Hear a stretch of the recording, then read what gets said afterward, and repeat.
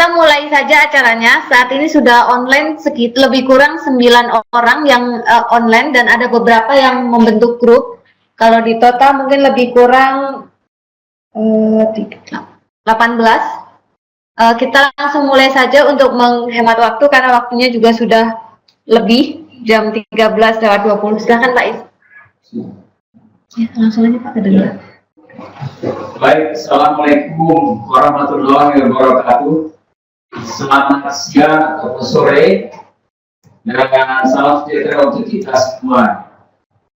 Bapak-bapak dan ibu-ibu yang saya hormati, aku bersyukur kehadirat Allah Subhanahu wa Ta'ala bahwa pada hari ini kita bisa bertemu lagi lewat telekonferensi jarak jauh. Terima kasih atas waktunya yang sangat berharga. Pada kesempatan ini kita mendapatkan kehormatan dua orang narasumber, yaitu Profesor Suranto dari Universitas 11 Maret. Dan yang keduanya adalah Dr. Rahmat dari Universitas Muhammadiyah Malang. Nah, kepada kedua beliau tersebut, Prof. Suranto dan Dr. Rahmat, kami menyampaikan terima kasih atas partisipasinya berbagi pengalaman untuk kepentingan mitra UNIASID yang pada saat ini hadir di sini. Sebenarnya kami mempunyai 50 mitra, tapi yang terdaftar dari itu untuk kesempatan ini hanya 23 orang, dan yang sudah online itu ada sekitar 17 orang.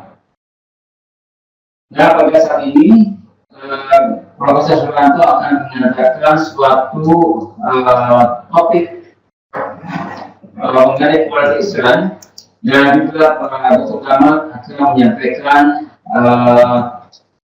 topik yang kurang lebih satu bidang quality assurance, karena ini permintaan dari para peserta sebetulnya. Nah, topik yang pertama dari Profesor Suranto adalah membangun sistem penjagaan mutu yang handal dan update dalam rangka mendukung peningkatan mutu pelaksanaan tindakan berkelanjutan, agar supaya kita sebagai pimpinan di universitas ataupun di unitnya itu dapat membuat suatu sistem yang memang handal, yang bisa online dan selalu update, sehingga kita tidak berdarah-darah pada saat menghadapi akreditasi. Karena data-data yang perlu kita sampaikan dalam akreditasi itu harus valid dan harus update, nah, sehingga dengan demikian akan memudahkan. Oleh karena itu, dari Korkom menyampaikan terima kasih kepada Prof. Suranto, juga kepada Dr. Rahmat yang pada saat ini akan membawakan topik dengan judul peningkatan mutu akademik dan IP mahasiswa di perguruan tinggi. Pada kesempatan ini kami menyampaikan pernyataan maaf dari Ibu Nur Hijrah yang pada saat ini tidak bisa hadir dalam forum komunikasi karena kantornya kebanjiran. Ya. Jadi kantornya itu ketika beliau bepergian ke program helm, dan sampai pada sore tadi katanya kebanjiran, sehingga beliau mengurus dulu kantornya kebanjiran. Oleh itu beliau menyampaikan permohonan maaf. Nah, mungkin kita untuk menghemat waktu, mungkin kita akan langsung saja mulai dengan Profesor Suranto yang akan menyampaikan topik yang sangat menarik untuk kita semua dan sangat berguna, dan mudah-mudahan dimanfaatkan dengan sebaik-baiknya oleh kawan-kawan mitra dan GSR ini. Terima kasih Pak Prof. Suranto. Prof. Suranto saya sudah ubah saat ini menjadi presenter, jadi Prof. Suranto bisa upload PowerPoint ataupun file yang akan digunakan untuk presentasi. Saya langsung saja Bu, jadi kita langsung ngomong gitu. Ya. Suaranya terdengar kecil, Prof. Saya perlu pakai mic nggak? Boleh. Tadi pakai mic lebih jelas sepertinya. Ini pakai mic, dengar ya? Ya. Jelas. Halo?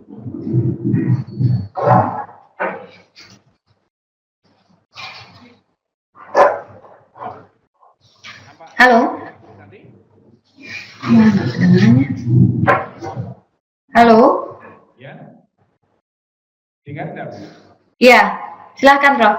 Baik, terima kasih Bu Santi dan juga Pak Iskandar. Terima kasih atas kepercayaannya kami dari PPMB UNS untuk sharing bagaimana kita membangun sebuah perguruan tinggi agar kita siap untuk bisa membangkitkan semua prodi yang ada di perguruan tinggi kita untuk melakukan sebuah kegiatan rutin dan itu akan berdampak positif kepada perguruan tinggi. Nah, hubungannya dengan mutu yang harus dipunyai oleh sebuah perguruan tinggi, kita punya sebuah sistem untuk membangun bagaimana prodi-prodi itu siap untuk melakukan akreditasi atau reakreditasi yang diminta oleh BAN.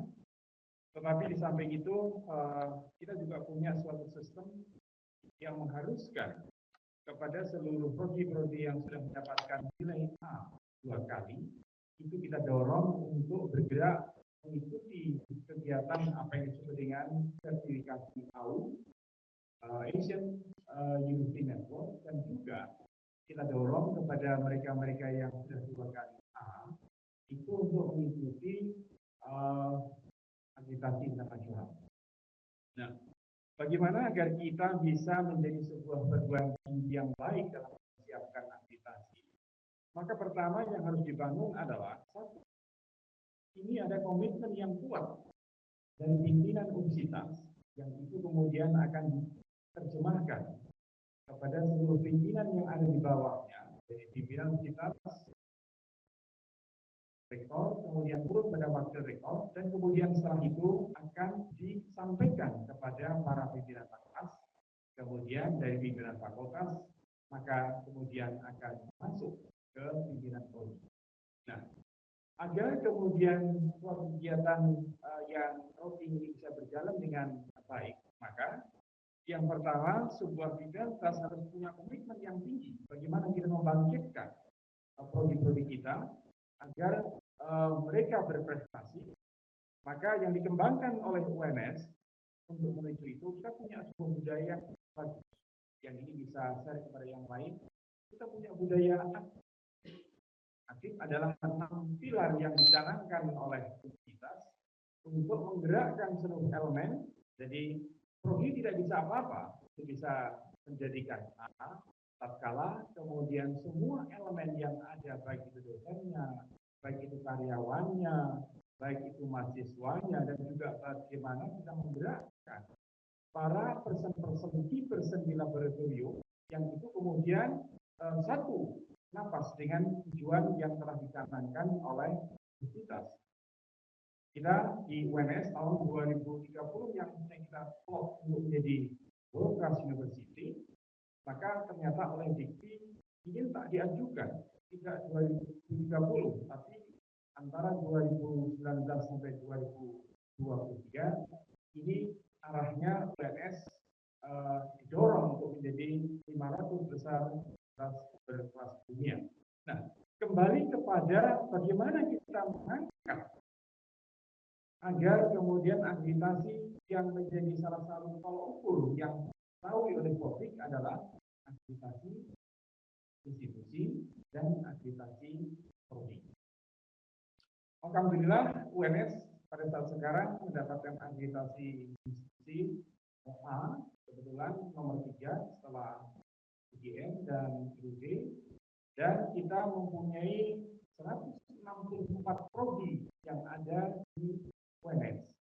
Jadi sebuah perkembangan yang luar biasa. Ini menunjukkan bahwa perkembangan ilmu dan seni yang ada di UNS didorong karena kita punya prodi yang besar, dan untuk menjadikan sebuah sistem yang baik agar reakreditasi, akreditasi baik itu BAN atau kemudian itu AUN atau itu dari akreditasi yang lain, ini supaya mereka bisa berjalan terprogram, maka kita punya suatu lembaga. Jadi dulu pemilihan mutu itu dari kantor sendiri kecil, sekarang di-merge ke dalam sebuah lembaga yang namanya adalah lembaga pengembangan pendidikan.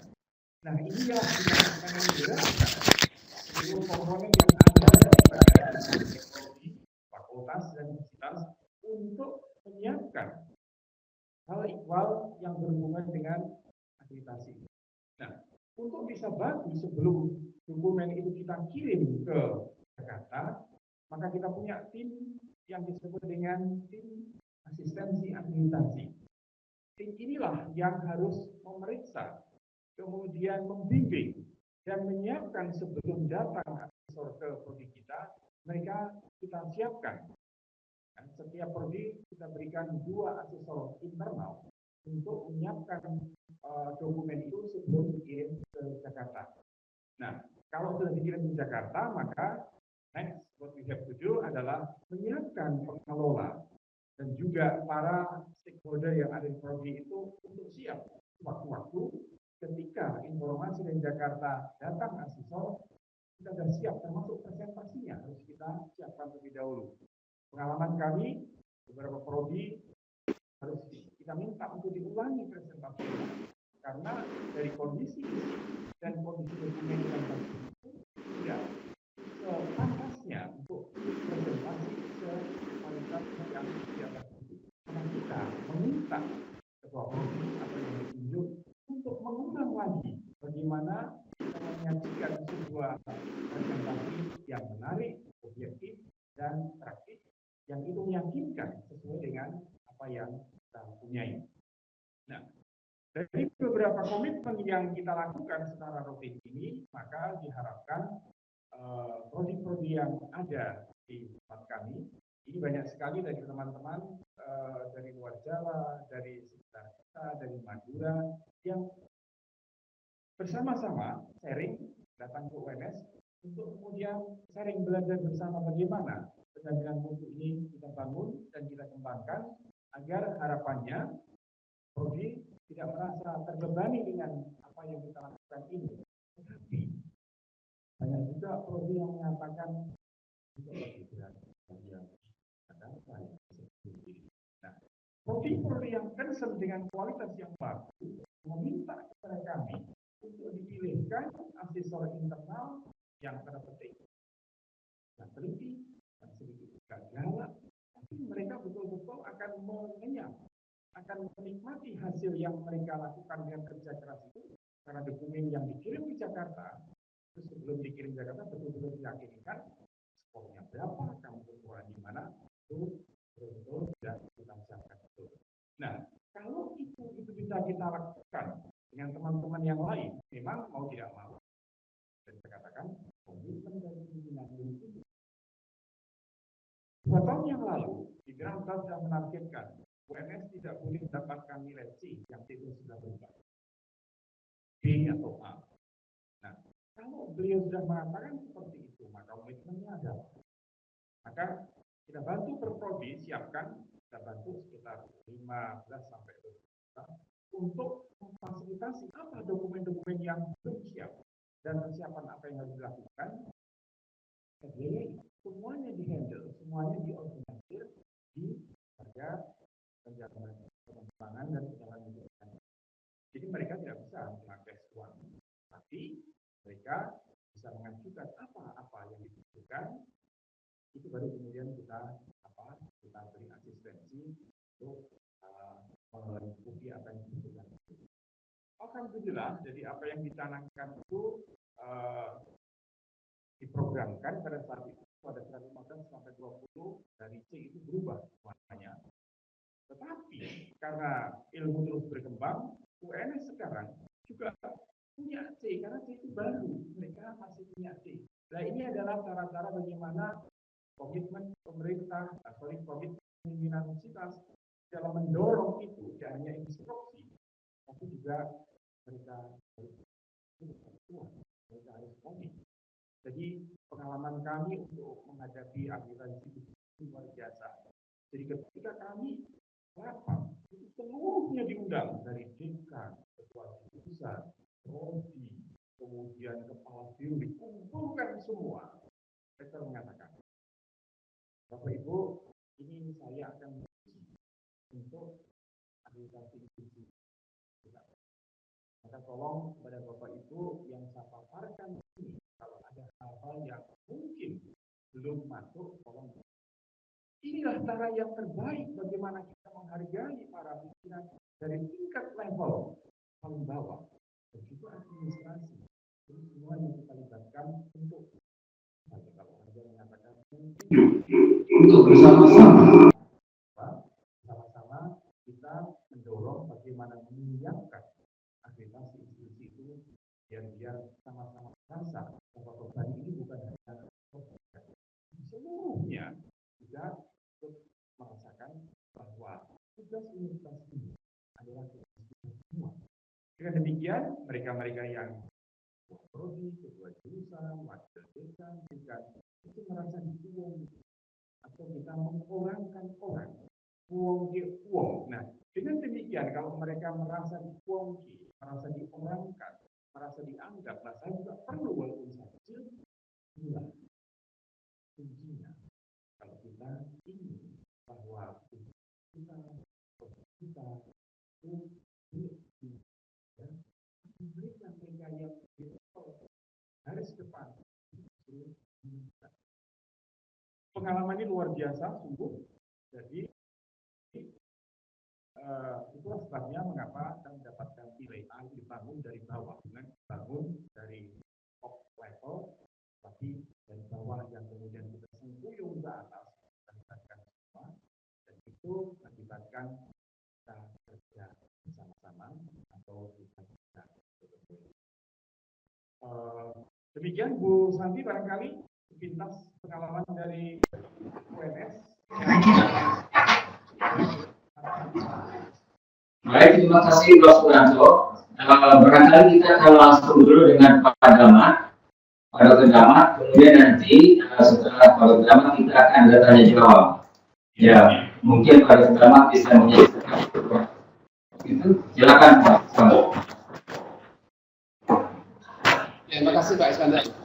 Assalamualaikum warahmatullahi wabarakatuh. Selamat siang, sejahtera bagi semuanya. Terima kasih saya diberi kesempatan untuk berbagi pengalaman berkaitan dengan peningkatan mutu dan IP mahasiswa di perguruan tinggi. Dalam hal ini kami studi kasus pengalaman di Universitas Muhammadiyah Malang, khususnya di Fakultas Universitas Muhammadiyah Malang. Bisa dilanjut PowerPoint berikutnya Pak. Halo Pak Damat. Ya. Suara di belakangnya terdengar rame. Tidak ada itu Pak. Ada, jadi ada suara berisik itu di belakangnya. Mbak. Oh, saya itu dibikin dulu.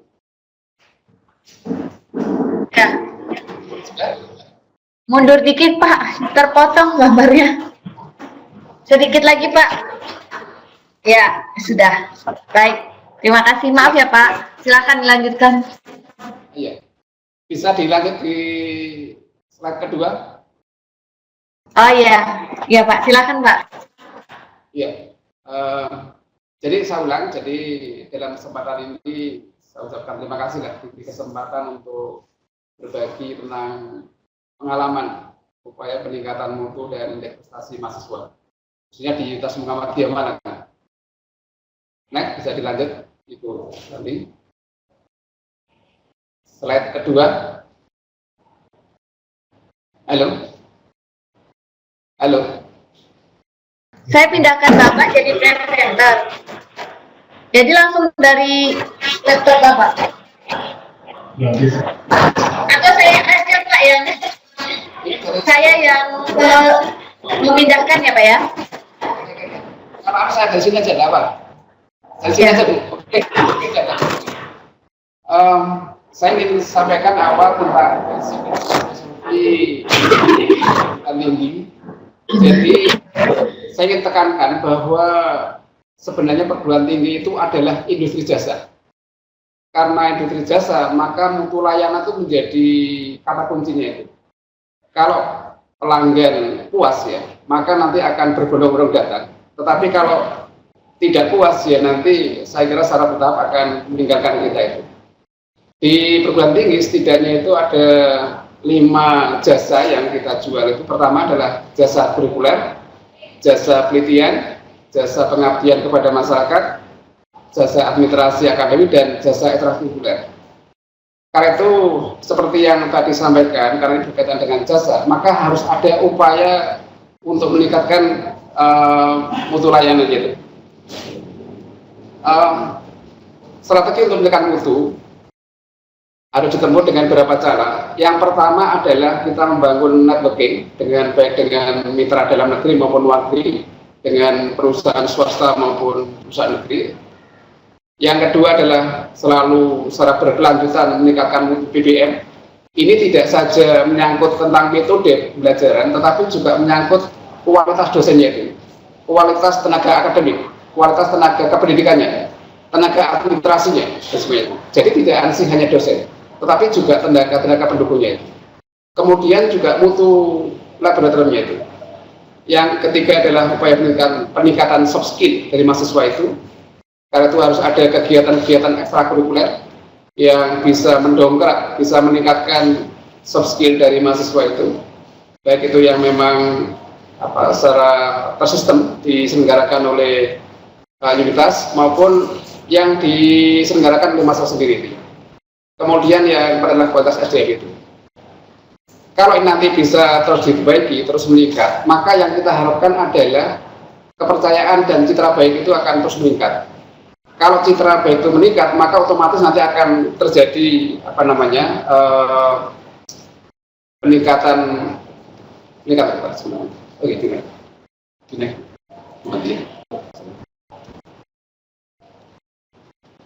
Ada beberapa parameter yang saya kira bisa bisa kita gunakan sebagai dasar untuk mengukur apakah berpuas tidak. Itu diantaranya adalah waktu tunggu untuk mendapatkan pekerjaan, gaji pertama yang diterima, kemudian relevansinya itu.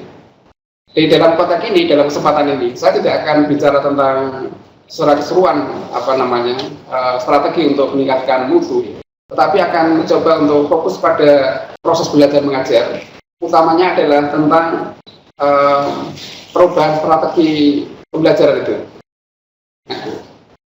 Jadi ini yang sudah pernah kita lakukan ya, dan kita sudah presentasikan juga di Washington pada tahun lalu itu berkaitan dengan strategi peningkatan mutu akademik melalui implementasi SDL di Fakultas Pertanian dan Peternakan Universitas Muhammadiyah Malang itu. Jadi selain tadi yang saya sebutkan ada upaya perbaikan lab, ada perbaikan peningkatan mutu dosen, ya, membangun networking, kita dalam kesempatan ini akan mencoba berbagi berkaitan dengan transformasi metode pembelajaran dari TCL Teacher Centered Learning ke SCL itu.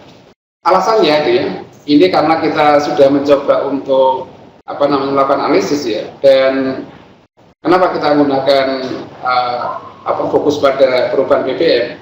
Karena berdasarkan data evaluasi yang kita punyai, ada problem yang masih kita hadapi, khususnya di Fakultas Pertanian Peternakan Universitas Muhammadiyah Malang ini. Yang pertama adalah berkaitan dengan studi mahasiswa itu. Jadi rata-rata 4,95 tahun, jadi ini adalah masa studi yang cukup lama ya. Dan problemnya diantaranya itu adalah berkaitan layanan lab, kemudian layanan perpustakaan yang belum optimal, layanan administrasi akademik juga belum optimal, dan jumlah SDM yang terbatas, terutama berkaitan dengan tenaga pengajar itu. Kemudian masa penyelesaian tugas akhir ya, ini juga cukup lama ya. Karena mereka merasa sulit untuk mendapatkan ide atau judul itu.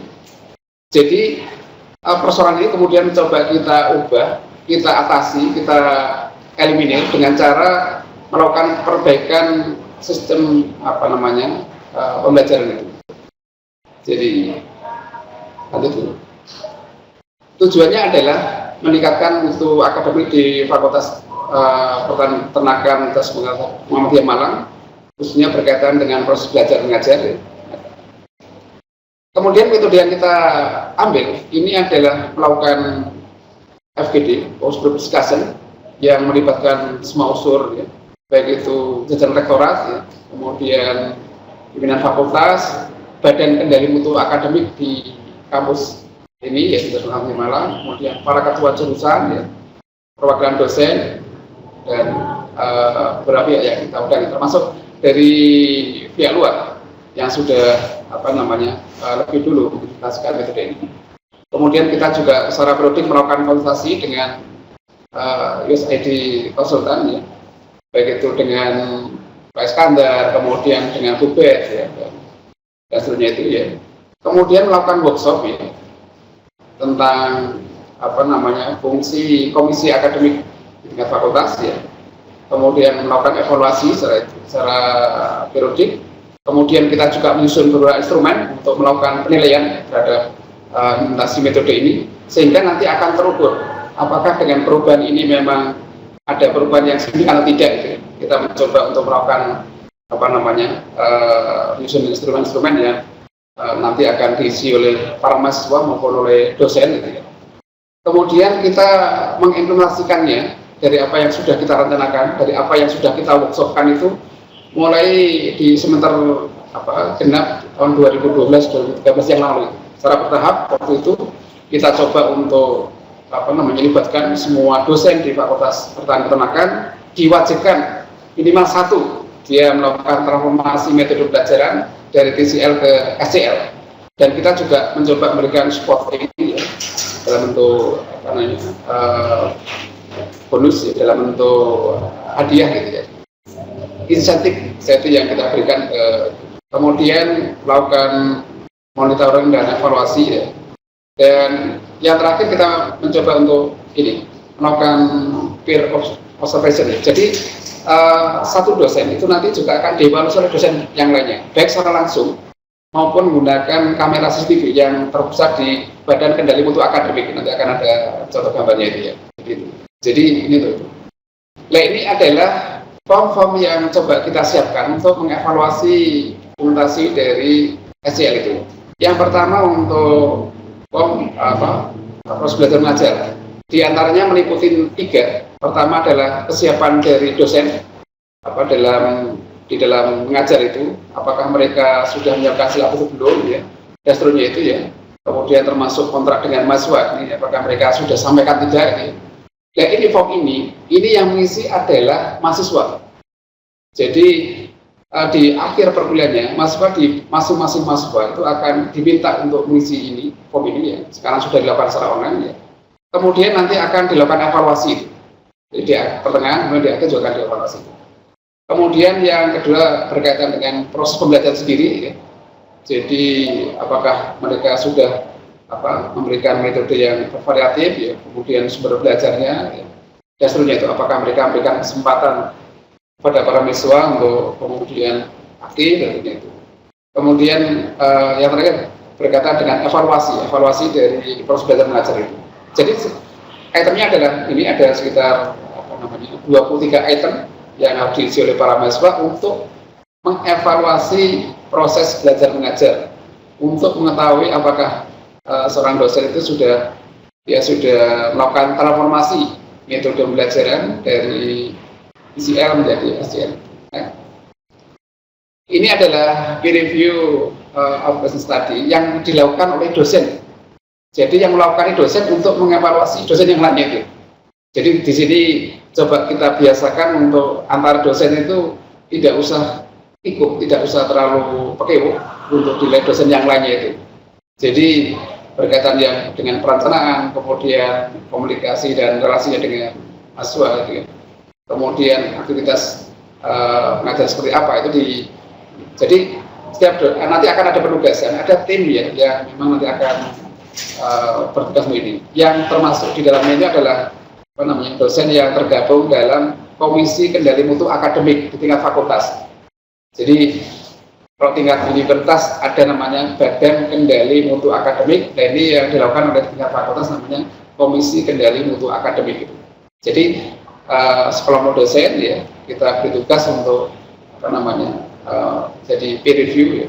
Ada yang masuk di dalam kelas, berarti artinya ngikutin perkuliahan itu. Ada yang dia memantaunya, melakukan evaluasinya itu dari dari Badan Kendali Mutu Akademik. Karena di Universitas Muhammadiyah Malang ini semua kelas itu sudah terkoneksi dengan, sudah dipasang CCTV, dan itu terkoneksi di kantor Badan Kendali Mutu Akademik, sehingga bisa diketahui tanpa dosennya tahu ya, itu sudah bisa dimonitor di sana.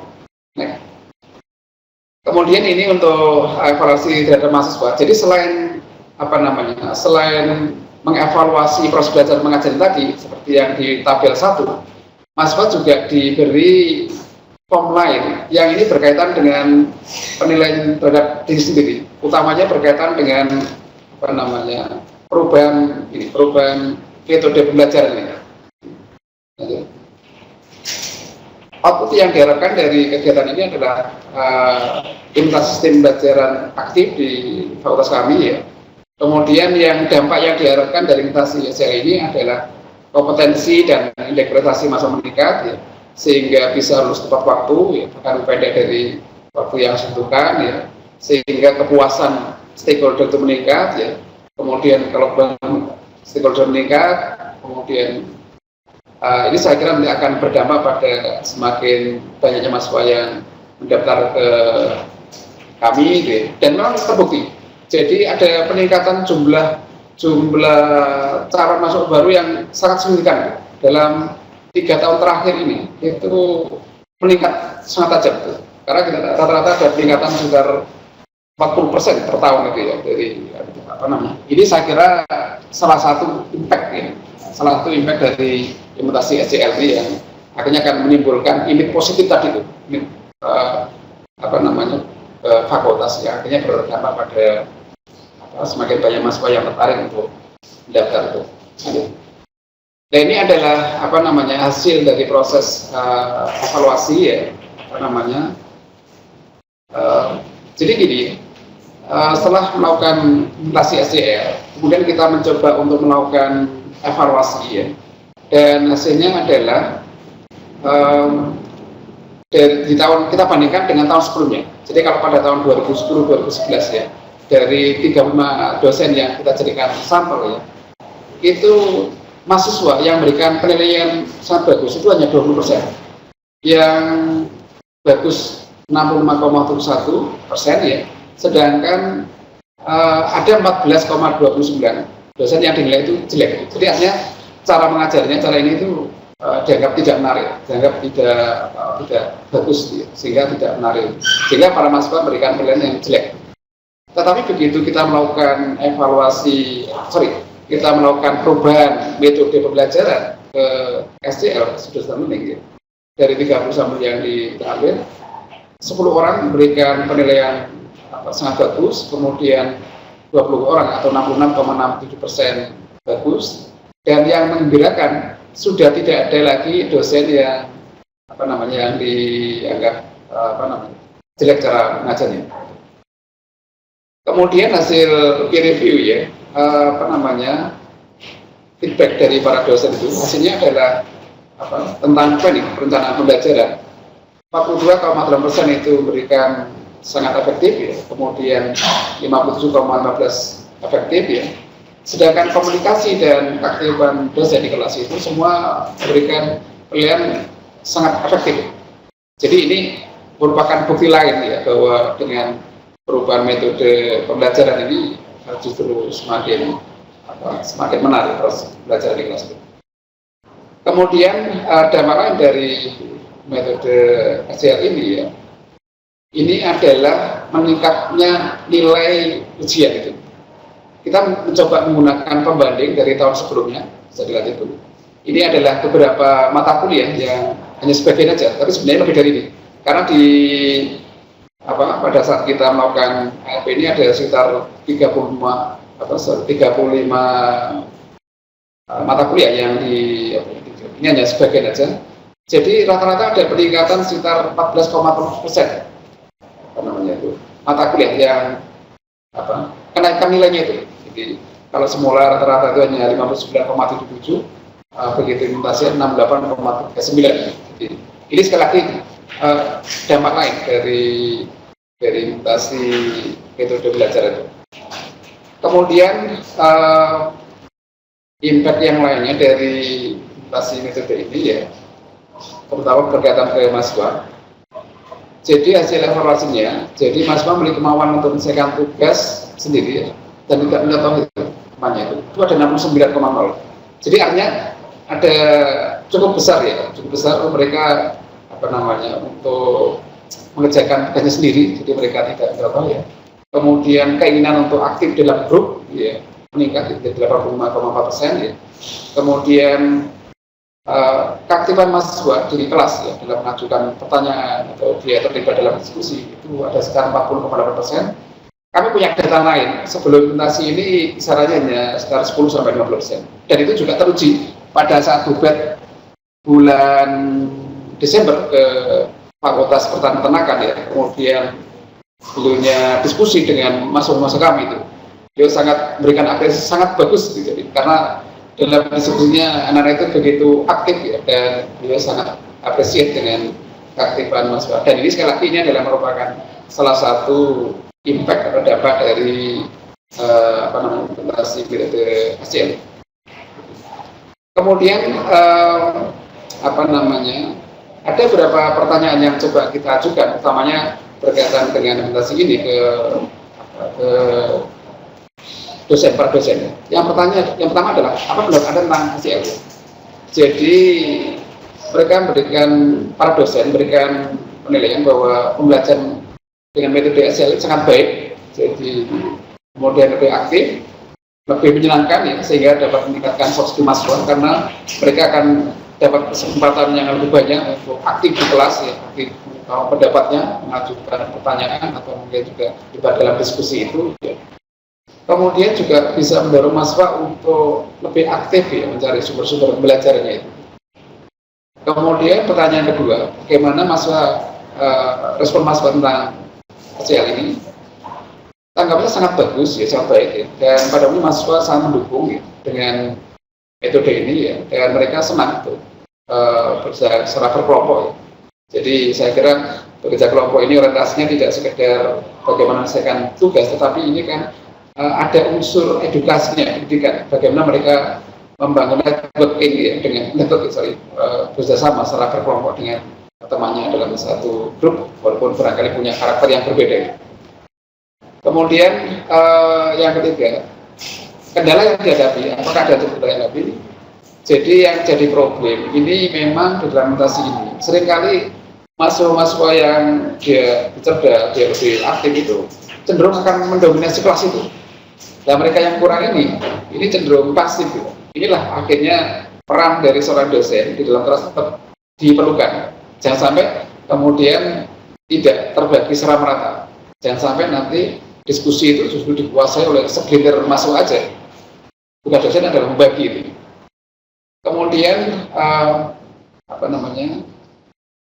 yang saya kira sudah saya jelaskan. Kemudian yang kelima, apakah bersedia untuk menerapkan HCL seperti berikutnya? Ini pertanyaan untuk dosen.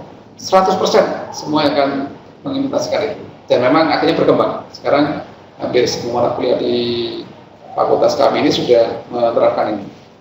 Kemudian seberapa puaskah Anda dalam menerapkan metode HCL ini? Sangat puas, ada 17,86% ya, puas 67,86% ya. Dan itu yang saya kira menarik ya. Dan tidak ada yang menyatakan tidak puas itu. Kemudian tadi saya kira berkaitan dengan strateginya ya, ini sudah kita jelaskan ya, sehingga bisa di skip aja dulu. Kemudian ini perspektif yang lainnya, ini jadi dosen menjadi semakin kreatif untuk mendesain HCL itu sesuai dengan bidangnya masing-masing. Jadi karena setiap mata kuliah itu kan punya kekhasan sendiri ya. Jadi mata kuliah yang banyak perhitungnya saya kira berbeda dengan mata kuliah yang justru membutuhkan praktikum gitu. Sehingga disinilah letak perbedaannya itu, sehingga dosen akan semakin kreatif untuk mengembangkan metode belajar sesuai dengan bidang yang diambil. Kemudian yang kedua, ini bisa meningkatkan peran Komisi Kendali Mutu Akademik yang tingkat fakultas yang barangkali selama ini agak kurang gitu ya. Kemudian apa namanya, yang lain yang ketiga adalah strategisnya itu adalah memberikan impact yang positif ke Badan Kendali Mutu Akademik. Jadi di sini sekali lagi seperti yang tadi saya sebelum, di tingkat universitas badan yang mendalikan mutu itu adalah disebut dengan Badan Kendali Mutu Akademik. Lanjut. Simpulannya adalah penerapan metode pembelajaran berbasis PCR meningkatkan kualitas akademik mahasiswa yang diharapkan dalam meningkatkan kualitas lulusannya. Peer review BPM dan diskusi guru-guru mulai para dosen akan terus meningkat ya, dengan pelaksanaan itu ya. Kemudian pelaksanaan kegiatan ini juga telah meningkatkan peran dan fungsi kendali mutu akademik. Ini kita memang sengaja memberikan spotting dalam kegiatan ini ya, karena memang ini sekitar nilai bagus dan kita juga share ke teman-teman di dalam, dan kita juga share ke dekan-dekan pertanian perguruan tinggi Muhammadiyah se-Indonesia, karena kita ada forum namanya Forum Dekan Pertanian Muhammadiyah se-Indonesia. Terima kasih pada USAID yang saya kira memberikan spotting selama ini untuk kita untuk apa namanya implementasi KRP ini. Ini yang saya katakan tadi, ini adalah sekedar untuk diketahui aja. Ini adalah apa namanya pusat kendali mutu kita. Jadi masing-masing kelas dipasang CCTV. Kemudian kita bisa lihat dari sini. Jadi di sini akan kelihatan siapa dosen yang aktif, sudah menggunakan SCL, siapa yang belum, berapa lama dia di kelas, dan seterusnya itu. Kita bisa kendalikan tanpa diketahui oleh dosennya itu. Jadi ini sudah kita kembangkan, sudah cukup lama. Ini sebenarnya ada lampiran berkaitan dengan beberapa dosen-dosen yang lain untuk evaluasi, tapi tidak bisa saya tampilkan di sini karena ada kendala teknis. Ini adalah contoh lain ya, impact dari metode SCL ini. Jadi mahasiswa secara aktif, apa namanya, mereka secara setiap semester itu mengadakan kegiatan sendiri. Jadi dia pamerkan sendiri, dia usahakan sendiri. Ini salah satu dampak aja. Jadi mereka secara aktif untuk meningkatkan hard skill dan soft skill-nya itu. Ini juga contoh lain, mereka kreatif. Ini semua adalah produk mahasiswa ya. Untuk mata kuliah kewirausahaan ya. Kemudian mereka jual. Jadi mereka tidak sekedar belajar teori, tapi kemudian mereka juga kreatif dalam mendesain kemasannya, kemudian kreatif di dalam memasarkan produknya dan seterusnya. Saya kira itu Bu Santi dan Pak Es yang disampaikan. Baik, terima kasih banyak Pak Damar. Sama-sama Bu Santi. Ya, silakan. Terima kasih Pak Damar atas paparannya, dan ini merupakan pengalaman yang nyata. Ya, saya juga tahu ketika Bapak dan Ibu menerapkan di Muhammadiyah di sana Pak Malang, dan hasilnya sangat baik. Nah, silakan Bapak dan Ibu ingin bertanya. Saat ini sudah ada satu pertanyaan dari Dr. Maksud Zain, dari dosen tarbiyah dari UIN Sultan Syarif Kasim Riau. Kami persilahkan untuk menyampaikan pertanyaannya secara langsung. Halo. Halo, ya Pak. Assalamualaikum warahmatullahi wabarakatuh. Waalaikumsalam. Terima kasih. Ini Pak Iskandar gagah sekali pakai batik ini kan. Terima kasih. Ya, ini Mas Ozen nih Pak, Dekan Tarbiyah UIN Suska Riau. Iya, betul Pak. Iya. Iya, tadi saya sampaikan. Alhamdulillah baik ya semua. Oke, saya ingin bertanya nih Pak kepada narasumber. Seperti yang disampaikan oleh narasumber tadi, di UIN Riau juga kita punya kendali mutu akademik tingkat fakultas. Kemudian ada juga di universitas. Nah, ini bagaimana mensinkronkan atau mengkoordinasikan kegiatan kendali mutu akademik di fakultas dengan di universitas, supaya tidak tumpang tindih di dalam melakukan pemberian feedback terhadap peningkatan mutu akademik di kampus kita ini. Itu Pak Iskandar. Terima kasih. apakah ini ada Prof. Suranto atau Pak Nama? Mungkin ke Prof. Suranto. Silakan Pak Suranto.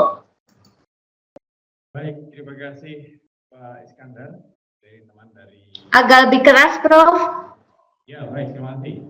Ya. Bagaimana mensinkronkan kendali akademik yang ada di universitas dan fakultas? Jadi kalau kita akan membuat agar apa yang menjadi program berjalan baik ke fakultas dan juga di bawahnya, maka ini adalah kita dari harus selalu mengadakan sebuah rapat koordinasi yang dilakukan oleh tingkat pusat. Jadi biasanya kita lakukan adalah kita secara periodik memanggil kepala unit dan yang di fakultas itu kita kumpulkan. Kemudian ini program-program yang harus dilakukan untuk fakultas dan nantinya akan dengan demikian maka tidak ada misunderstanding lagi kalau itu program-program jaminan mutu atau kendali mutu yang ada di universitas itu harus berjalan di fakultas. Maka kuncinya adalah di tingkat fakultas itu harus tersedia sebuah unit penjaminan mutu di tingkat fakultas. Biasanya ini adalah yang menjadi kendala, yang menjadi pimpinannya itu dipegang oleh wakil dekan fakultas akademik. Nah, dari wakil dekan ini mempunyai beberapa orang yang dipercaya, yang kemudian tadi orang tadi di tingkat fakultas kita adakan rapat. Gimana ini suaranya? Dengan demikian maka harapan kita apa-apa yang dicanangkan dari universitas itu tidak akan bertentangan atau tidak terjadi misunderstanding dengan apa yang terjadi di fakultas. Kalau itu tidak dilakukan, ada rapat koordinasi di tingkat universitas dengan teman-teman dari unit penjaminan mutu di tingkat fakultas, ini biasanya tidak akan berjalan dengan baik. Dan itu yang kita sampaikan. Demikian barangkali Bapak Iskandar dari kami dari Solo terhadap pertanyaan dari teman dari UIN Riau tadi. Terima kasih.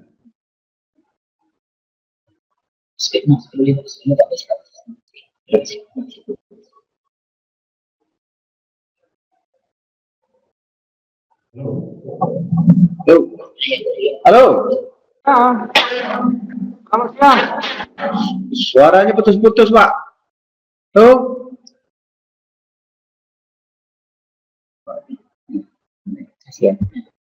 Halo.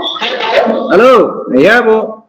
Oke, Pak. Terima kasih. Jadi sebagai pengalaman yang kami lakukan, Pak, ini di tingkat fakultas kita ingin melakukan kendali mutu itu menurut unit, karena sebagai contoh kami lakukan itu dilakukan pemilihan dosen teladan melalui instrumen yang sudah kita tetapkan. Tapi untuk kita ketahui ini universitas juga melakukan hal sama, padahal dia nanti mengambil sampelnya itu fakultas-fakultas lain yang jumlah dosennya sedikit dan mahasiswanya sedikit. Akhirnya kalau diberikan nilai itu mengalahkan fakultas-fakultas yang besar gitu. Nah, ini contoh kasus yang terjadi di tempat kita, Pak, di Universitas Riau. Terima kasih, Pak. Jadi kalau yang kasusnya tadi pemilihan dosen berprestasi itu terjadi di tempat kami. Jadi fakultas itu diminta mengirimkan calon wakil fakultas itu untuk dikirim ke universitas. Nah, di tingkat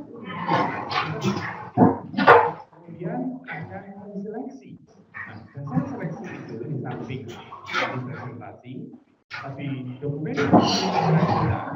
itu antara lain ada publikasi, kemudian penelitian yang dilakukan, paten dan buku. Nah, dari situ kemudian kita punya sebuah instrumen, bahkan secara psikologi, secara psikologi, kita punya tim psikiater yang di samping dokumen-dokumen yang diskor secara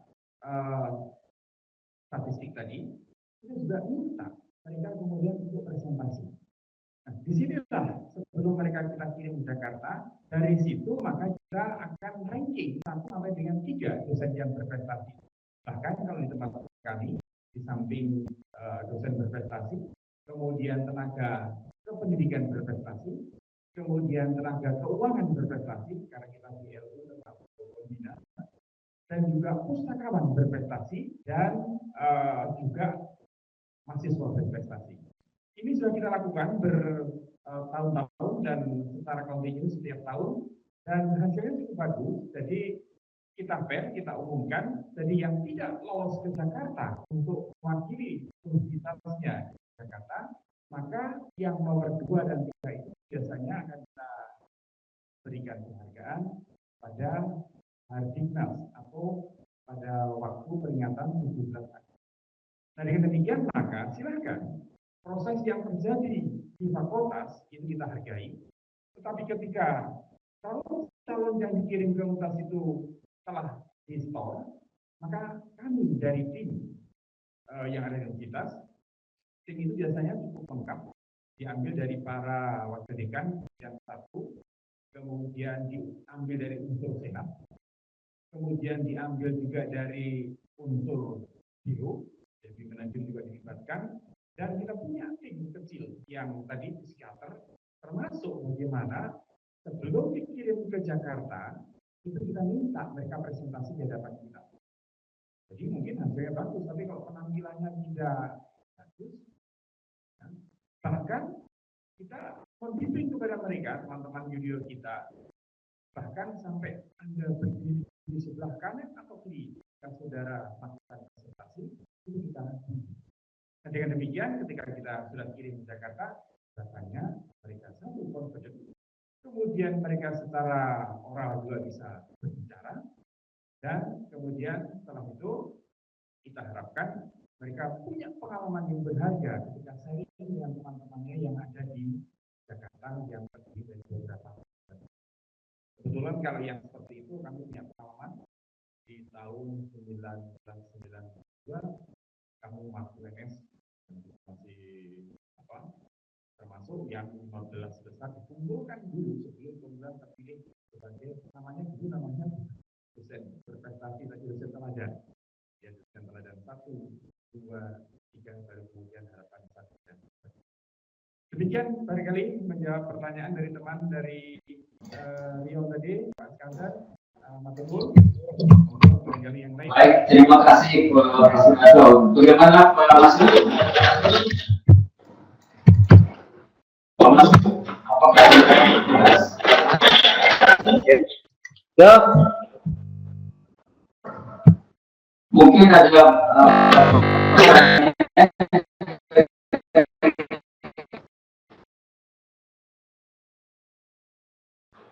dari kawan-kawan yang lain, Pak Abdurrahman.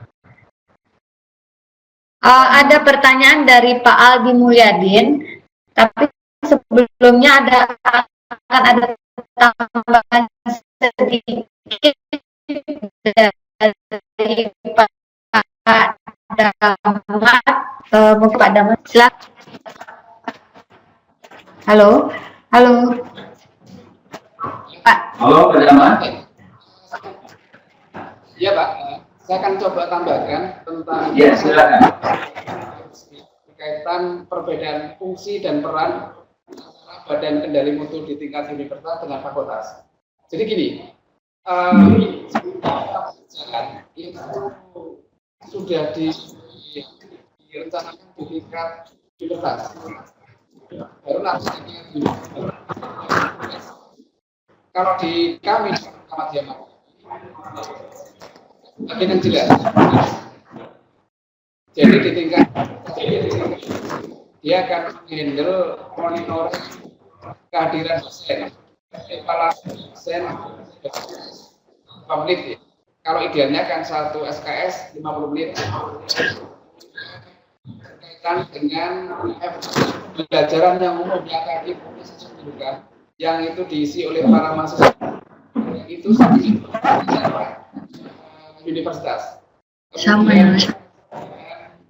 Kepuasan mahasiswa di dalam dalam bimbingan tugas akhir itu dihandle oleh tingkat universitas. Universitas akan memberikan report semacam sekali ke semua dosen. Dan nanti kalau ada dosen walaupun sudah senior, tapi penilaian dari para mahasiswa itu di bawah passing grade, maka si dosen itu wajib untuk mengikuti workshop peningkatan PBM, apakah dalam bentuk pekerti atau dalam yang lain itu. Dan itu semua yang menyelenggarakan adalah Badan Kendali Mutu tingkat universitas. Kalau tingkat fakultas itu memang tidak akan ngambil bagian yang seperti yang saya sampaikan itu. Jadi fakultas itu akan mencoba mengendalikan misalnya dari metode pembelajaran itu, dari substansi materi yang disampaikan oleh ke mahasiswa itu yang dihandle oleh di tingkat fakultas, termasuk di dalam bimbingan perwalian misalnya itu juga dihandle tingkat fakultas. Jadi sehingga tidak akan jadi tabrakan, termasuk di dalam penentuan dosen berprestasi atau dosen berprestasi itu ya, dosen teladan itu ada jalur yang jelas. Jadi proses itu memang dimulai dari tingkat jurusan, kemudian tingkat fakultas. Dari fakultas nanti akan terpilih 3 orang atau 2 orang, baru nanti akan dibawa ke universitas, sehingga dari universitas itu bisa akan muncul, karena sini ada 10 fakultas, ada 20 orang, paling nggak ada 20 orang. Dan itu nanti yang akan diseleksi. Jadi berjenjang seperti itu. Ini Pak Es, saya kira tambahan dari kami tentang perbedaan fungsi dan peran itu ya dari Badan Kendali Mutu tingkat universitas dan fakultas, termasuk menyelenggarakan workshop segala macam itu biasanya tingkat universitas kalau itu memang sifatnya umum. Tetapi kalau sudah spesifik ya, misalnya berkaitan dengan rencana implementasi KKNI, Kerangka Kualifikasi Nasional Indonesia itu, maka karena itu berkaitan dengan materi, berkaitan dengan hal yang spesifik, rencana tentang learning outcome, maka ini yang menyelenggarakan tingkat jurusan atau tingkat fakultas. Jadi universitas tidak masuk ke dalam wilayah menyelenggarakan workshop berkaitan dengan rumusan KKNI misalnya itu. Dan outcome-nya seperti apa itu tidak akan masuk di wilayah itu. Iya, terima kasih, saya kira itu. Baik, terima kasih. Silakan untuk pertanyaan yang lain. Pak Aldi dari AK Buruh, silahkan Pak. Malah saya pernah berikan banyak di sana. Halo, Saya pernah Pak Aldi. Oke, mungkin saya bacakan saja pertanyaannya. Pertanyaan dari Pak Aldi Mulyadin dari AK Buruh, bagaimana sistem evaluasi, metode, dan periode terhadap penjaminan mutu mahasiswa terhadap penjaminan mutu untuk mahasiswa, dosen, dan kurikulum? Siapa Pak yang mau menjawab? Ya, silakan kepada Mas, barangkali akan menjawab pertanyaan dari Pak Aldi. Ya, terima kasih Pak Aldi. Jadi gini, kita mencoba untuk melakukan evaluasi itu. Jadi yang semula manual. Jadi Badan Akademik itu mengeluarkan evaluasi proses belajar mengajar. Badan Kendali Mutu mengeluarkan form dengan tugas akhir yang harus diisi oleh mahasiswa. Semua itu diisi, ada form yang dilakukan secara manual, tetapi sekarang sudah online. Jadi pada akhir semester semua wajib untuk mengisi. Jadi kita punya namanya Simutu itu, sistemnya namanya Simutu itu. Kalau mereka tidak mengisi itu dulu, maka mereka tidak bisa karena online. Jadi mereka nggak akan bisa masuk ke tahapan berikutnya. Mereka tidak akan bisa melakukan pengisian KRS kalau mereka tidak mengisi evaluasi itu. Jadi itu namanya sistem yang itu kalau berkaitan dengan PBM, pelaksanaan PBM. Tapi kalau berkaitan dengan konten mata kuliah, ini biasanya kita serahkan ke masing-masing jurusan itu ya, untuk kemudian mereka secara periodik melakukan peer review berkaitan dengan isi dari konten materi yang diberikan. Ini yang apa namanya, yang kita lakukan.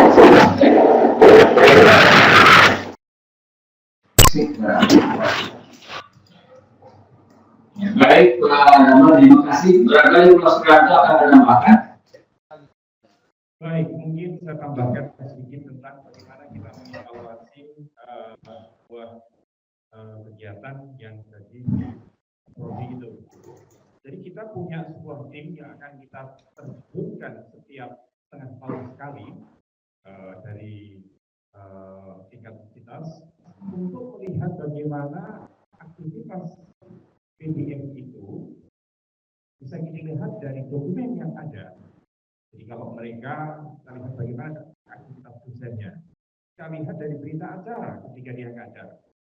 Nah, di samping itu kita juga lihat apakah dosen-dosen sudah memenuhi minimal kehadiran yang ditetapkan. Ini berdasarkan dokumen yang ada. Nah, dari situ maka kalau kemudian kita ketemukan ada beberapa dosen yang mungkin kuat,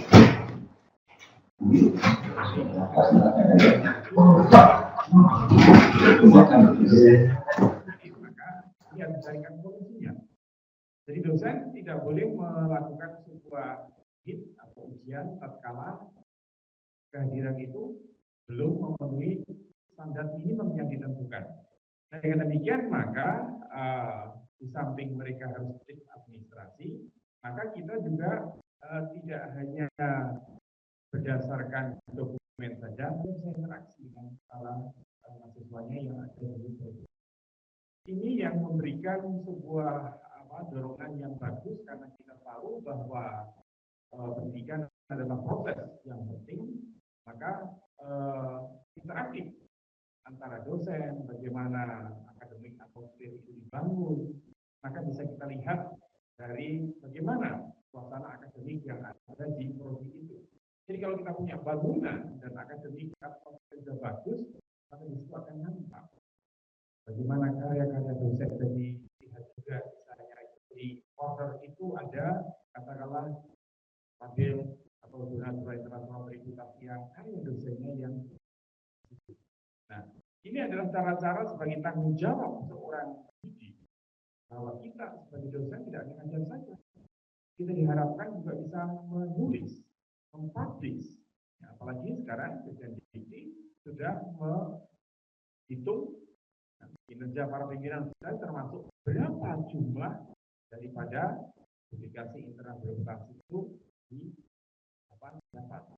Nah, dengan demikian maka ini berarti koreksi juga terhadap dosennya. Nah, mereka tidak hanya ada tapi juga.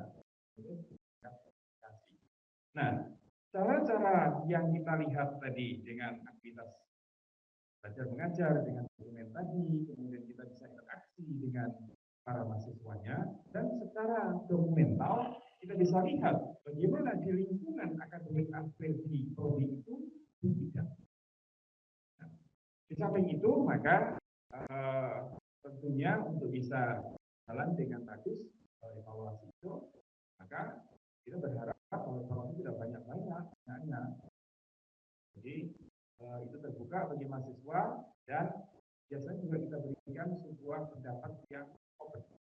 Mereka tidak harus menyentang fisik, minta masukan dari mana dari mahasiswa yang itu adalah mana pendapat.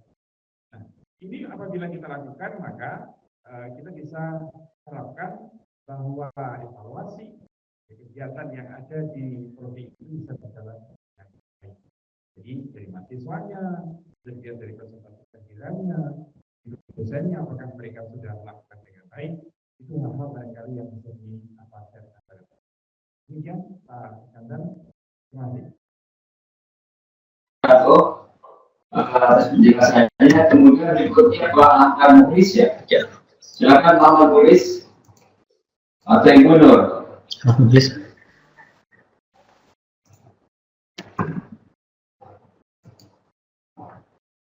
Halo, siang Pak Ahmad Muhlis. Silakan Pak Ahmad Muhlis, ada kesempatan untuk bertanya. Baik, terima kasih. Assalamualaikum warahmatullahi wabarakatuh. Waalaikumsalam warahmatullahi wabarakatuh. Singkat ini Pak, pertanyaan saya, kalau saya melihat tadi pelaksanaan program SCL ya, yang dilakukan oleh UMM, dampaknya memang apa ya, sangat bagus sebenarnya untuk peningkatan mutu akademik. Yang mungkin pertanyaan saya Pak, untuk kami di Universitas Indonesia Timur ya, itu kecenderungannya memang lebih terbatas banyak hal. Kalau kita lihat tadi gambar-gambarnya yang ditunjukkan di UMM, itu untuk mengontrol dosen itu luar biasa, pakai CCTV semua, sehingga betul-betul terkontrol. Pertanyaan saya, bagaimana sebenarnya Pak untuk memulai membuat dosen-dosen itu bisa menerapkan pembelajaran yang bermutu, lebih khusus lagi SCL itu, sehingga nanti pelaksanaannya itu lebih tepat sasaran, terutama untuk kami yang serba banyak keterbatasan fasilitas untuk mengontrol aktivitas dosen dan mahasiswa. Ya, demikian Pak. Terima kasih.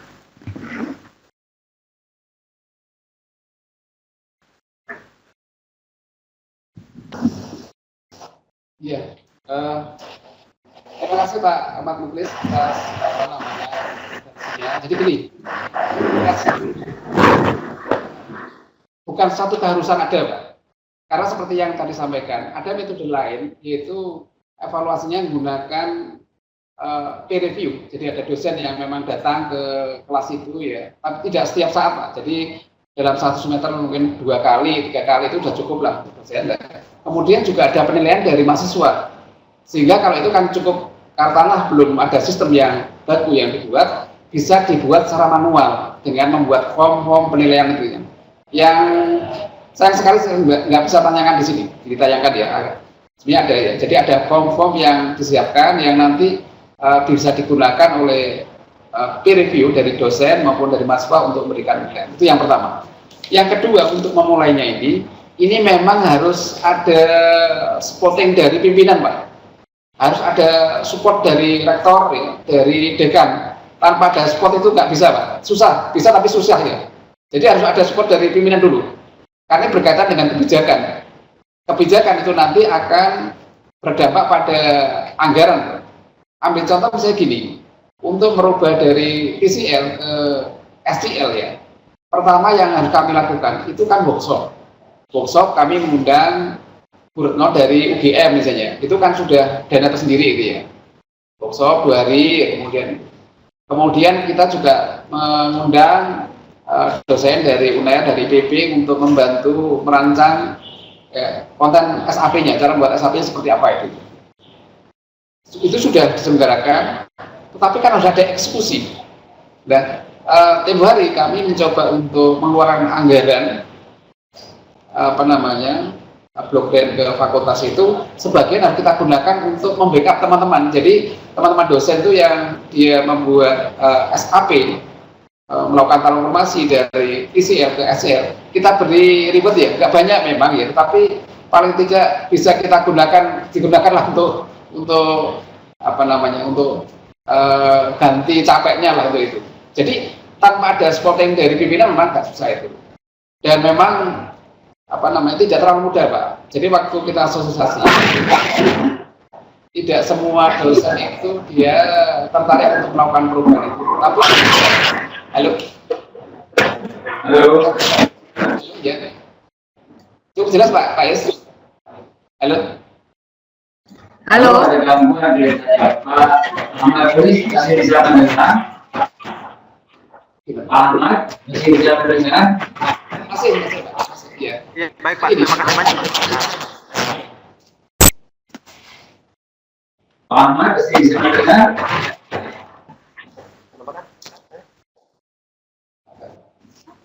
Halo. Halo. Ya Pak Ahmad masih bisa mendengar? Terima kasih banyak Pak. Terima kasih banyak Pak. Pak Mukhlis. Pak Mulis, halo? Iya, Pak. Jelas, Pak? Iya. Jelas, Pak? Ya, Pak. Terima kasih banyak. Ya, jawabannya cukup jelas. Oke, barangkali karena sama-sama Bu Intensitas pemahaman juga, itu yang satu di Kendari, satu di Malang, mungkin bisa kontak lebih lanjut sehingga nanti ada bimbingan dari UMM pada UMK. Ya, dalam satu keluarga Muhammadiyah. Ya, Pak. Bagaimana Pak Ahmad? Apakah terdengar suara kami? Oke. Bisa Pak, saya kira bisa. Enggak, jangan dipanggil bareng, Mbak. Harus dibuka bareng, kayak keras gitu. Pak Ahmad Muhlis, Iya, Bu. semuanya sudah terjawab belum, Pak? Ya, sudah, Bu, sudah. Terima kasih banyak. Sama-sama. Selanjutnya kita lanjutkan ke pertanyaan berikutnya dari Pak Muhammad Nizam. Silahkan disampaikan, Pak. Baik, Bu. Jadi ada beberapa hal yang memang kita kadang-kadang kalau kita arahnya ke arah penjaminan mutu, dan kalau kita amati dengan lama kelulusan, itu kadang-kadang berbanding terbalik. Penjaminan mutu yang baik belum tentu menjamin kelulusan mahasiswa itu yang tepat waktu. Padahal di satu sisi kita dikejar oleh poin AEE yang harus tinggi. Nah, ini ada beberapa hal yang memang kalau kita amati itu apakah ada masalah dengan penjaminan mutu itu sendiri. Karena kalau kita melihat dari Permen nomor 44 tahun 2015, di sana sudah jelas bahwa misalnya untuk standar kompetensi untuk pengajar, standar kompetensi untuk learning outcome yang diharapkan dari SNPT, itu sudah jelas mereka seperti apa yang tentunya juga ditentukan tidak hanya oleh orang per orang, tetapi di sini banyak ditentukan oleh lembaga seperti misalnya lembaga profesi. Nah, ini kalau kita terapkan benar-benar dan itu berlaku di seluruh Indonesia, pertanyaannya sebenarnya mudah saja. Apakah nanti dengan adanya SNPT itu diterapkan, itu bagaimana karena di Indonesia itu tidak hanya di Jawa saja, tapi juga ada dari Irian sampai dengan Aceh. Nah, itu bagaimana pemerintah atau bagaimana sistem penjaminan mutu yang nantinya sebagai tolok ukur keberhasilan dari Permen nomor 44 tahun 2015 itu bisa dinilai bahwa permen ini akan menjamin kualitas pembelajaran lebih baik. Contohnya seperti ini, kalau kita melihat bahwa lulusan kita dituntut untuk meluluskan mahasiswa tepat waktu dengan AEE, ya kalau S1 sekitar sampai dengan 21 sampai 25%. Tapi waktu kelulusannya bisa diperpanjang sampai 7 tahun. Bagaimanapun juga ini juga akan mempengaruhi AEE. Nah, ini bagaimana menurut Bapak narasumber mensikapi masalah ini? Terima kasih. Terima kasih, Pak. Silakan Pak Ahmad barangkali bisa membantu untuk menjawab. Ya. Jadi gini. Kami persilakan Pak Ahmad. Pak Nizam. Jadi tentang yang terkait dengan lama studi dan itu saya kira memang tidak bisa kita lihat dari akhir, tapi itu memang harus dilakukan dari awal itu. Jadi dari awal studinya mereka juga harus termonitor ya, semua harus terkendali ya untuk untuk menghasilkan agar anak-anak itu bisa lulus tepat waktu, tapi juga kemudian mereka punya kompetensi yang dipersyaratkan itu. Kalau kita di Fakultas Pertanian, Peternakan, Industri di Malang, Pak, itu mencoba untuk juga menggandeng lembaga profesi. Dalam hal ini adalah BNSP, Badan Nasional Sertifikasi Profesi. Jadi anak-anak yang, katakan hampir saja ya, anak-anak yang sudah seternam, yang dia sudah punya kemampuan untuk memproduksi produk hortikultura atau dia memproduksi hortikultura, maka tidak harus nunggu lulus. Mereka di semester 6 itu kita ikutkan untuk uji kompetensinya itu. Kebetulan kita juga menjadi tempat uji kompetensi bersama dengan BNSP itu. Jadi saya kira itu yang harus dilakukan. Jadi kalau itu dilakukan di akhir ya, saya kira nanti memang beban mahasiswa itu akan sangat berat ya, sehingga nanti akan jadi kemoloran masa studinya itu. Tetapi kalau dari awal semua terkendali, misalnya ada mahasiswa yang dia dapat nilai D, maka kita beri kesempatan ada semester pendek itu. Kalau mereka itu tadi seperti saya sampaikan, kalau dia sudah layak untuk itu uji kompetensi, ya mereka kita dorong untuk segera uji kompetensi, tidak harus nunggu semester 7 atau semester 8 itu. Jadi ini yang saya kira itu Pak Isra. Halo. Mungkin Baik, Pak Kantor, ya.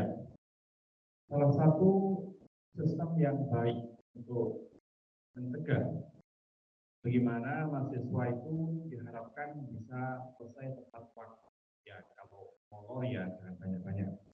Nah, di UNS telah diterapkan oleh Wakil Rektor bidang akademik itu ada early warning system, di mana sebelum mereka masuk ke semester akhir maka sudah ada peringatan pertama begitu. Peringatan pertama ketika 4 semester mahasiswa itu minimal harus dapat sekian SKS tentu. Kalau tidak, maka dia akan berpengaruh terhadap pengambilan SKS-nya. Nah, setelah early warning system yang pertama diberikan, akan kita pantau lagi. Maka kemudian mahasiswa itu juga dia terjadi perubahan, khususnya dengan treatment tertentu. Nah, kalau itu kemudian lebih baik lagi, maka pantauan yang itu akan dilakukan, dan ini secara otomatis di sistem akademik kita. Kalau 4 semester dia kurang dari sekian SKS 40 misalnya, ini sudah mereka dapat bisa tidak lagi muncul. Nah, dengan demikian maka pencegahan terhadap kemoloran tadi yang mahasiswa diharapkan bisa selesai tepat waktu ya, kalau molor dan banyak-banyak, dengan adanya early warning system ini akan sangat membantu bagaimana agar AI kita itu bisa tercapai yang telah ditetapkan itu. Itu salah satu di mana kita mencoba untuk mensiasati atau mencegah terjadinya tadi studi mahasiswa yang terlalu lama tadi.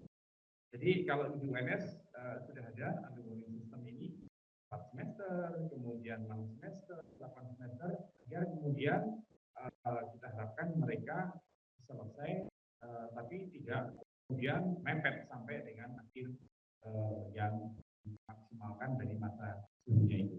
Barangkali itu salah satu best practice yang sudah berjalan di UNS dengan early warning. Demikian Pak Iskandar.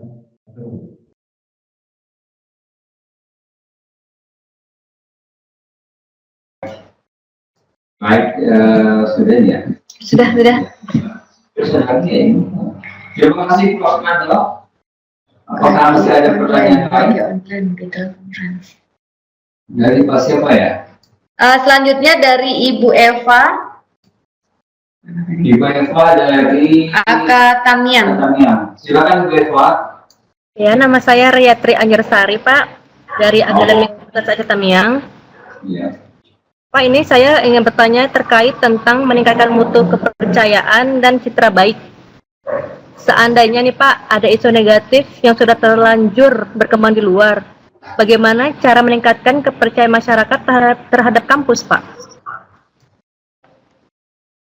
kepada siapa pertanyaan ditujukan? Halo Pak, Ini juga kepada siapa pertanyaannya, Bu? kepada Pak Damat Pak. Agama. Oke, silakan Pak Damat. Ya. Terima kasih Bu Eva. Jadi ini sebenarnya pernah kita alami pada tahun 2000, sebelum 2009 Pak. Di 2009, 2008, 2000 sampai 2003 itu Fakultas Pertanian dan Peternakan itu mengalami masa sulit. Masa sulit itu terindikasi dari jumlah mahasiswa yang sedikit. Karena itu langkah yang kita lakukan itu adalah begini. Kita mencoba untuk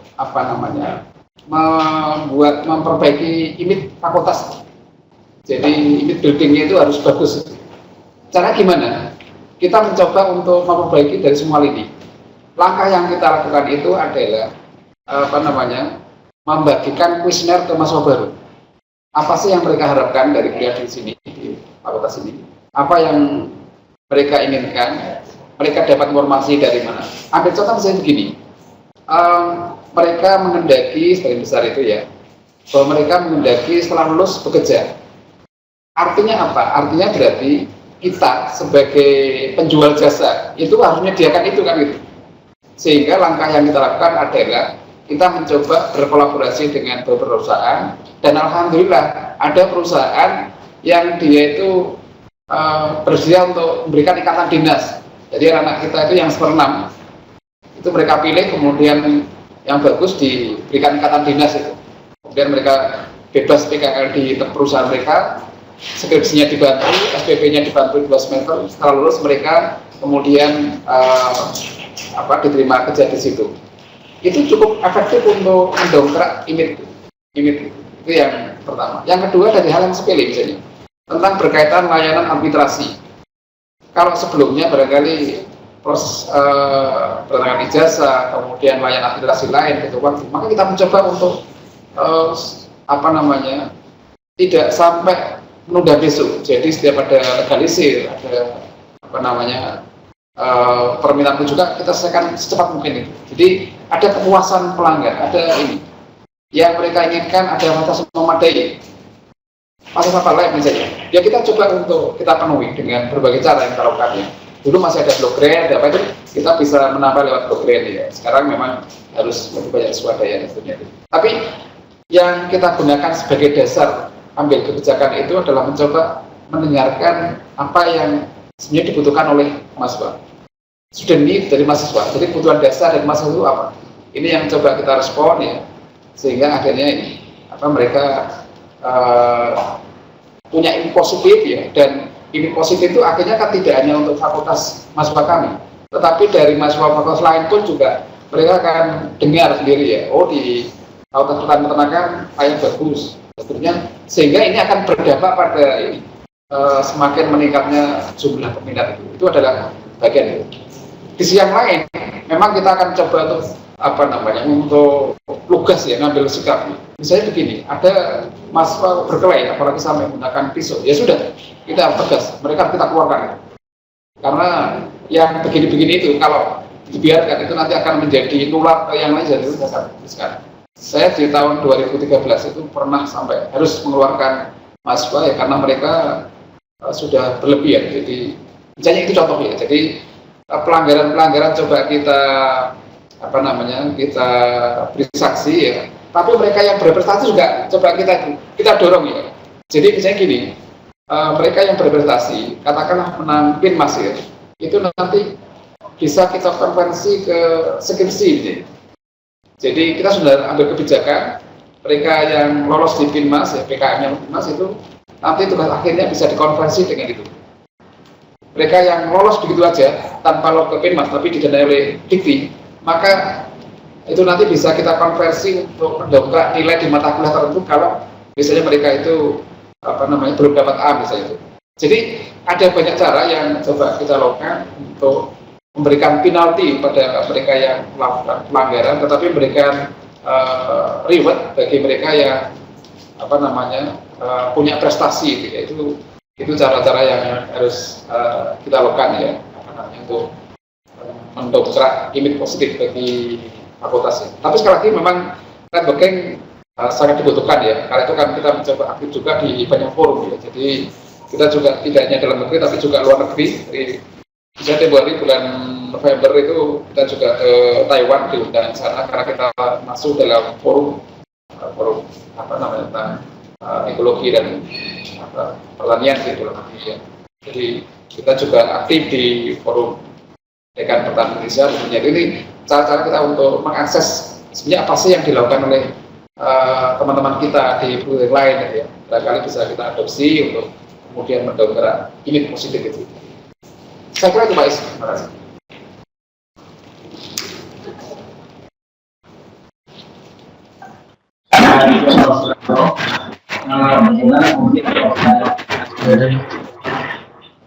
Barangkali ada pertanyaan dari kawan-kawan yang lain. Saat ini sudah habis. Yang ingin bertanya. Panwardi, Pak. Panwardi. Oh, enggak. Sudah, Pak. Sudah tidak ada. Tidak ada.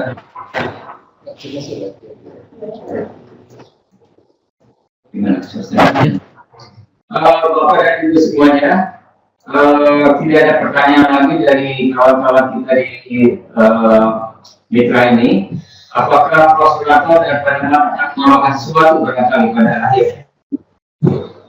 Sebenarnya. Silakan Prof. Suranto. Prof. Suranto dulu ya. Baik, tadi saya tambahkan Pak Kanda tentang Ya. kita menjaga kita terhadap baik. Maka ini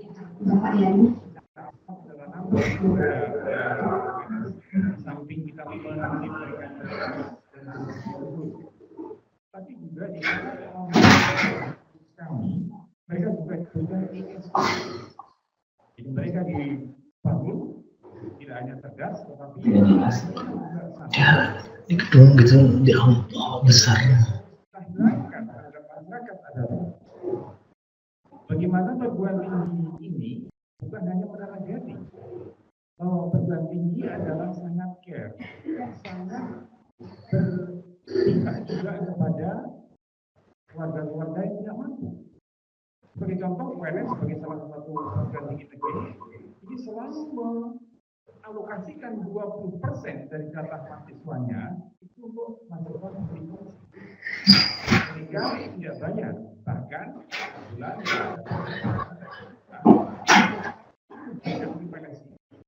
dari sekitar 36 ribuan mahasiswa, kita punya lebih dari 6.000 mahasiswa yang mendapatkan didik fungsi ini.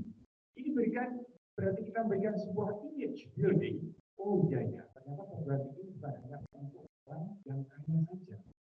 Nah, bagaimana agar citra baik kepercayaan terus bertambah? Itu hanya bisa dilakukan, bisa dipupuk dengan prestasi-prestasi yang diukir oleh para mahasiswanya, oleh para dosennya, dan juga oleh karyawannya.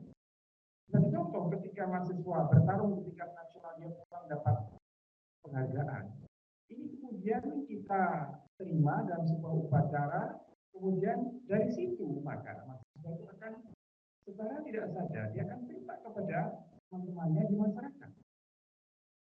Demikian juga ketika dosennya berkarya, aplikasinya bagus, maka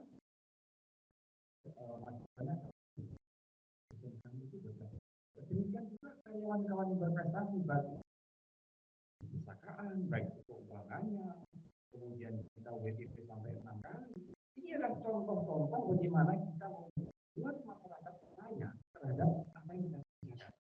Nah, dengan demikian maka citra baik itu bisa dibuat dengan karya besar dan prestasi-prestasi itu kita komunikasikan, dan tentunya berikan juga apresiasi terhadap putri mahasiswa kita yang ada di UNS. Dengan demikian maka kita juga care terhadap mereka-mereka yang kurang beruntung ekonominya, tetap kita terima sebagai mahasiswa yang menyandang mahasiswa di sini. Ini contoh bagaimana kita memberikan pelayanan kepada masyarakat bahwa bukan menara gading, mereka juga bisa menerima orang-orang yang secara ekonomi kurang mampu tapi mempunyai yang luar biasa dari mahasiswa, dosen karyawan, kemudian kita sharekan, nah dari situlah kemudian akan timbul kepercayaan sekaligus kita membangun sebuah building yang baik terhadap masyarakat. Demikian barangkali Pak Iskandar yang bisa menambahkan.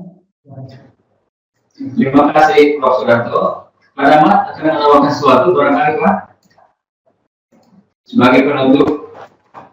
Ya makasih Pak. Sudah nambahkan apa yang tadi disampaikan Bu Eva. Itu memang kalau untuk saya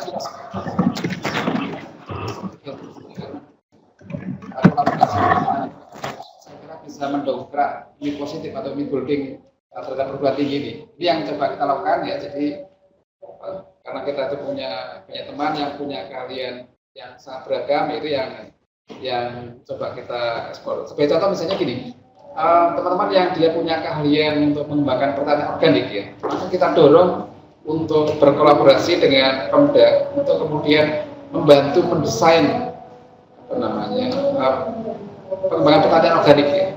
Kita kebetulan di sini dapat sudah kolaborasi dengan beberapa pemerintah daerah di Jawa Timur, kemudian di Kalimantan gitu ya. Itu diantaranya. Kita di sini punya sentra hakim ya. Maka teman-teman juga membantu melakukan inventaris ke UKM-UKM, kemudian berkoordinasi dengan pemerintah daerah ya, kemudian didorong untuk kemudian beberapa produk yang mereka kembangkan untuk diusulkan ke hakimnya itu. Jadi kemudian apalagi UKM misalnya, kita juga berkolaborasi dengan HPPOMI Jawa Timur misalnya untuk membantu UKM memberikan sertifikat halal, mengurus sertifikat halal. Ini adalah cara-cara yang coba kita bangun untuk membangun positif ya, di samping tadi melakukan kolaborasi ya, baik secara dengan luar tinggi dalam negeri maupun luar negeri gitu. Dan jadi memang sebenarnya pintu masuk untuk membangun ini positif itu banyak, jadi tidak hanya satu, tapi memang dari semua pihak. Karena itu kalau saya di sini sering sampaikan ke teman-teman ya, bahwa setiap dosen, setiap karyawan itu akan punya kontribusi positif untuk mendongkrak ini positif terhadap lembaga ini, tapi juga sebaliknya itu. Ini artinya untuk menyadarkan bahwa semua dosen, semua karyawan, semua tenaga pendidikan punya kontribusi untuk itu. Sehingga cakupan kegiatan memang sangat luas. Saya kira itu Pak. Baik, terima kasih Pak. Dan demikian Bapak dan Ibu yang saya hormati, sesi kita berakhir dengan dari pencerahan dari Prof. Sudarto dan dari Pak Ahmad. Dengan demikian jelas dan mudah-mudahan itu bisa dimanfaatkan dengan sebaik-baiknya oleh kawan-kawan yang ada di Citra Alam ini. Kami menyampaikan terima kasih kepada Profesor Sudarto dan Dr. Ahmad yang sudah memberikan waktunya dan informasinya dan berbagi pengalaman yang sangat bernilai bagi kami semua. Mudah-mudahan mendapatkan balasan dari Allah Subhanahu wa Ta'ala sebagaimana mestinya. Kemudian juga kepada Bapak dan Ibu, terima kasih ya sudah bersabar menunggu waktu, karena ini sudah hampir jam 3 ya, biasanya kita jam 12 sudah selesai.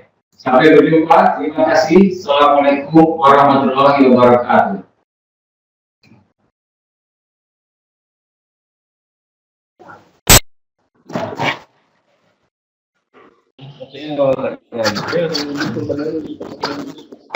Ini di mana? Ada Ida.